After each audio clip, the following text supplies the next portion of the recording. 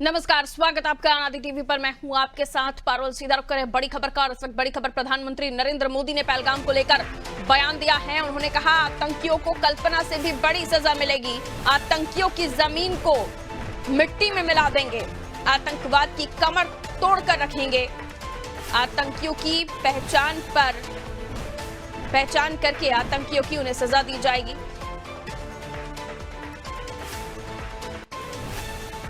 बिहार के मधुबनी में पीएम मोदी की सभा थी, जहां पहलगाम में मारे गए लोगों को श्रद्धांजलि के लिए 2 मिनट का मौन रखकर श्रद्धांजलि दी गई। संबोधन शुरू होने से पहले 2 मिनट का मौन रहकर श्रद्धांजलि दी गई।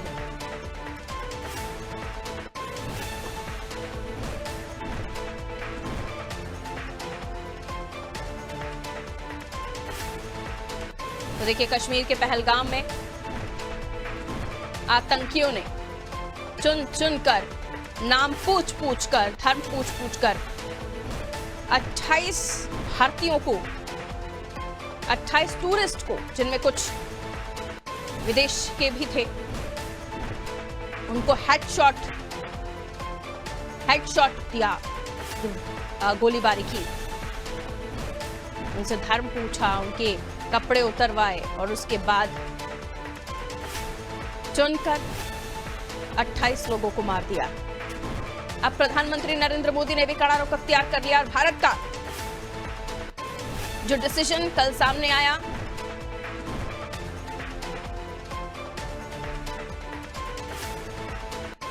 उसके बाद वाकई सीधे तौर पर अब पाकिस्तान की कमर टूटने वाली है,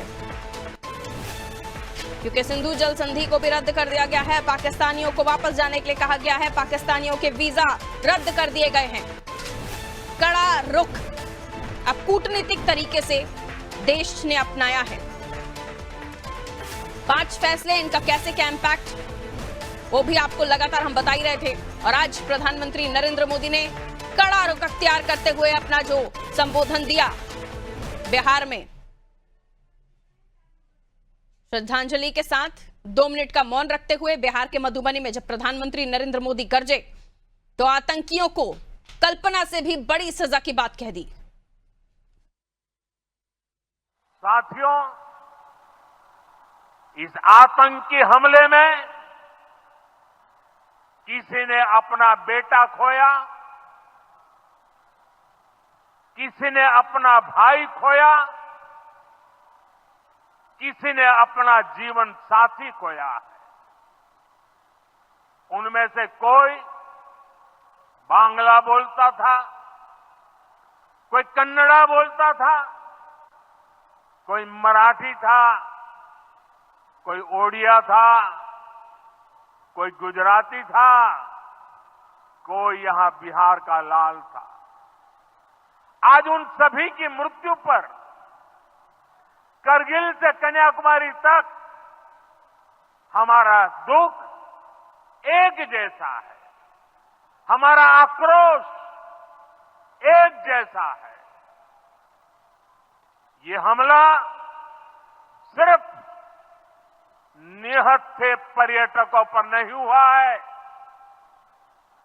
देश के दुश्मनों ने भारत की आत्मा पर हमला करने का दुस्साहस किया है। मैं बहुत स्पष्ट शब्दों में कहना चाहता हूं, जिन्होंने ये हमला किया है,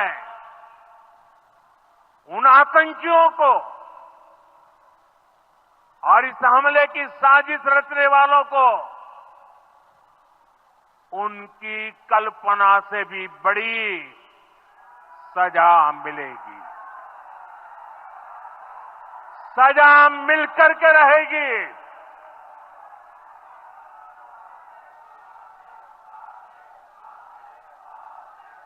अब आतंकियों की बची खुची जमीन को भी मिट्टी में मिलाने का समय आ गया है।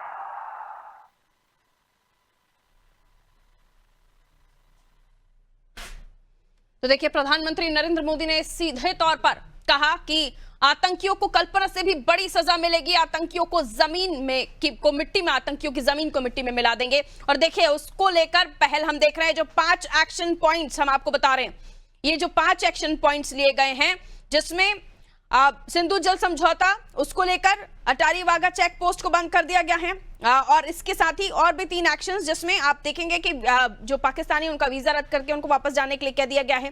तो ये कुछ ऐसे कूटनीतिक कदम उठाए गए हैं जो सीधे तौर पर जवाब है, और इसके बाद भी ये कहा जा रहा है कि बड़ा एक्शन लिया जा सकता है। आइए हमारे साथ मेहमान जुड़े हुए हैं, उनसे भी हम बातचीत कर लेते हैं। हमारे साथ शंकरलाल तिवारी जी बने हुए भारतीय जनता पार्टी से, और कांग्रेस से हमारे साथ धर्मेंद्र शर्मा जी बने हुए हैं। आप दोनों का बहुत बहुत स्वागत करते हैं। शंकरलाल तिवारी जी, आज प्रधानमंत्री नरेंद्र मोदी का जो बड़ा बयान हमने सुना बिहार में, जिसके बाद ये भरोसा जनता को कि बदला तो लिया जाएगा, लेकिन ऐसी घटनाएं आगे ना हो, ये भी जनता सुरक्षा चाहती है। साथ ही जो घटना हुई है जिसमें लोगों के मारे जाने की खबर, जब ये पूरा घटनाक्रम हुआ, वाकई निशब्द थे देशवासी और विरोध प्रदर्शन जगह जगह से हो रहा था। क्या ये माना जाए, ये गुस्सा प्रधानमंत्री का, ये जो उनकी तरफ से दिया गया बयान है, ये वाकई हर क्षेत्र में, मैं सिर्फ कश्मीर की बात नहीं कर रही हूं, ये हर क्षेत्र के लिए संदेश है, हर राज्य के लिए संदेश है? देखिए, मोदी जी का एक एक शब्द जो उन्होंने कहा है कि हम इन्हें मिट्टी में मिला देंगे, और कल्पना भी नहीं होगी उन लोगों को जिनने यह आतंकवादी घटना की है कि उन्हें कितनी बड़ी सजा देगा भारत।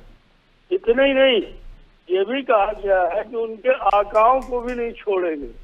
ये तो पूंजी आतंकवादी तो ठीक है, सजा पाएंगे ही, चुन चुन करके मारे जाएंगे, कमी दोष किए जाएंगे, पर ये भी कहा है सरकार ने, माननीय मोदी जी ने, कि इनके आकाओं को भी पता चलेगा जो षड्यंत्रकारी है, साजिश रचने वाले हैं, इनको पालने पोसने वाले हैं, जो तथाकथित स्लीपर सेल है। मैं लौटूंगी आपके पास। धर्मेंद्र जी भी हमारे साथ जुड़े हुए हैं। धर्मेंद्र जी, एक हुंकार जो हमने प्रधानमंत्री नरेंद्र मोदी के बिहार में सुनी, और उसके बाद सीधे तौर पर ये संदेश देने की कोशिश की आतंकी बख्शे नहीं जाएंगे, आपका रिएक्शन? पारुल जी, आपके माध्यम से पहले तो मैं उन सभी परिवारजनों को भावभीनी श्रद्धांजलि देता हूं जिन्होंने अपनों को खोया इस आतंकवादी घटना में। कश्मीर का पहलगाम, जो कि कश्मीर में सबसे सुरक्षित माना जाता था, ये बताया जाता था कि 3 लेयर की सिक्योरिटी पहलगाम में रहती है, क्योंकि वहां से अमरनाथ यात्रा भी शुरू होती है, जहां से हमारे तमाम दर्शनार्थी जाते हैं बाबा के दर्शन करने के लिए। उस पहलगांव में, जो कि सबसे बड़ा टूरिस्ट पॉइंट, जहां पर 2000 लोग इकट्ठे थे और एक भी सुरक्षा बल का सिपाही तैनात नहीं था, उसमें 26 से अधिक लोगों ने अपनी जान को गंवा दिया। और ऐसी कच्ची रास्ता पर जहां 2000 लोगों का ऊपर पहुंचना, वहां से लेकर नीचे तक आने तक किसी भी फोर्स का ना होना, और इतनी बड़ी सुरक्षा में चूक, जब आपकी रिपोर्ट्स में ही मैंने देखा, मीडिया के द्वारा बताया गया कि आतंकवादी हमले का इनपुट सुरक्षा बलों को, जो इंटेलिजेंस थी, उसको 15 से 20 दिन पहले से था।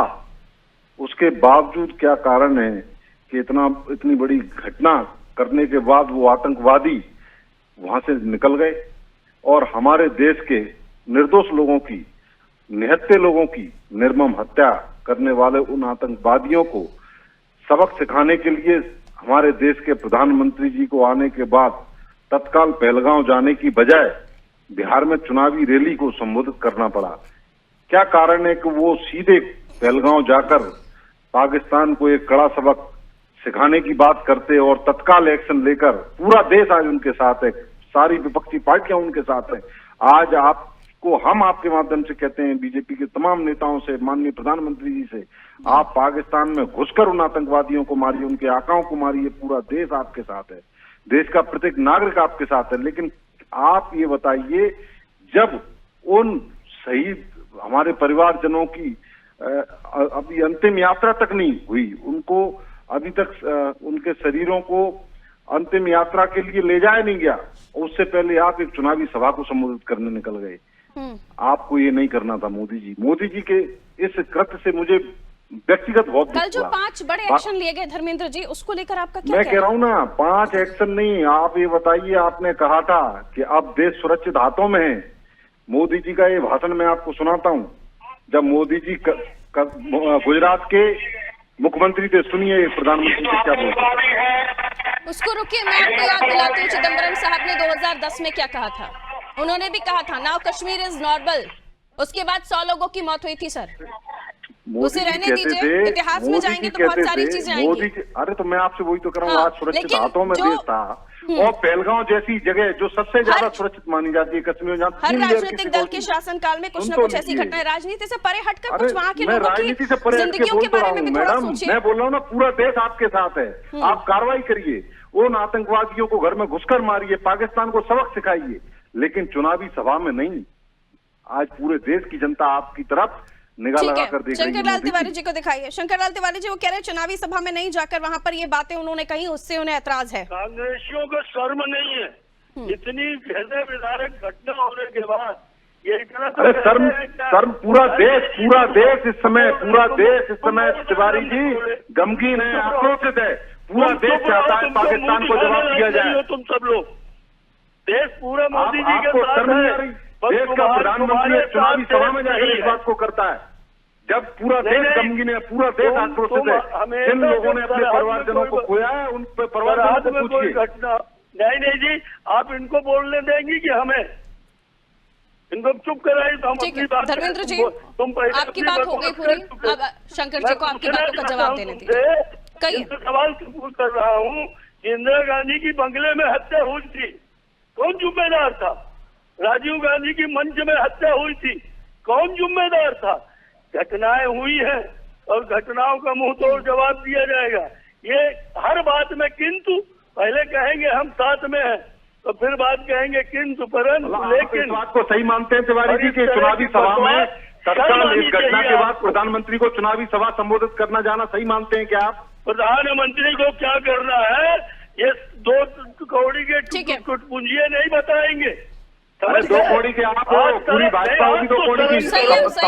मर्यादा का ध्यान रखें, इस तरह की भाषा का उपयोग ना करें। समय पे इजाजत देना था, इस तरह की भाषा का इस्तेमाल ना किया कीजिए।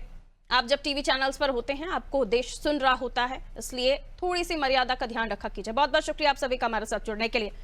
तो शंकरलाल जी जुड़े हुए थे भारतीय जनता पार्टी से, धर्मेंद्र जी कांग्रेस के साथ जुड़े हुए थे। ऐतराज इस बात का कि कहां है वो, लेकिन क्या किया इसको लेकर किसी तरह की कोई बात कांग्रेस की तरफ से, क्योंकि वो एक्शन लिया गया है प्रधानमंत्री नरेंद्र मोदी की तरफ से जो 1960 के बाद कभी कोई नेता, कभी कोई प्रधानमंत्री नहीं ले पाया। और इसके पीछे कारण प्रधानमंत्री नरेंद्र मोदी ने 10 साल में अब तक ये क्यों नहीं किया, यह भी था कि वहां की आम जनता की भी फिक्र हमें थी। सिर्फ वहां के उन राजनीतिक नुमाइंदों को हम समय समय पर जवाब देते रहे हैं, वहां के आतंक को हम जवाब देते रहे हैं, लेकिन अब वक्त था कि उनका हुक्का पानी भी बंद किया जाए। उन्हें खून के बदले पानी नहीं मिलेगा, इसलिए पानी भी बंद किया गया है। कई बड़े फैसले लिए गए हैं। देखिए आज जब प्रधानमंत्री नरेंद्र मोदी बोल रहे थे तो उन्होंने लिए गए एक्शन उनके द्वारा, उसमें वो बयान थे कि मिट्टी में मिला देंगे उनकी जमीन को। ऐसा सबक कल्पना नहीं की होगी। क्यों? क्योंकि जो 5 एक्शन लिए गए हैं वो बहुत ही बड़े एक्शन है जो अब तक कभी कोई प्रधानमंत्री नहीं ले पाया, और इसलिए भी इसके पीछे वजहें हैं। लेकिन अब जब ये निर्णय लिया गया है जिसमें सिंधु जल समझौता शामिल है, अटारी वाघा चेक पोस्ट को तुरंत बंद कर दिया गया है, पाकिस्तानी नागरिकों को SAARC वीजा छूट योजना के तहत भारत आने की इजाजत अब नहीं होगी, और इसके अलावा भी भारत और पाकिस्तान उच्चायुक्त के कर्मचारियों की संख्या 55 से घटाकर 30 कर दी गई है। ये कटौती 1 मई से लागू हो जाएगी, और अब जो पाकिस्तानी यहां हैं उन्हें वापस जाने के लिए कह दिया गया है। तो ये बड़े निर्णय, कड़े निर्णय लिए गए हैं।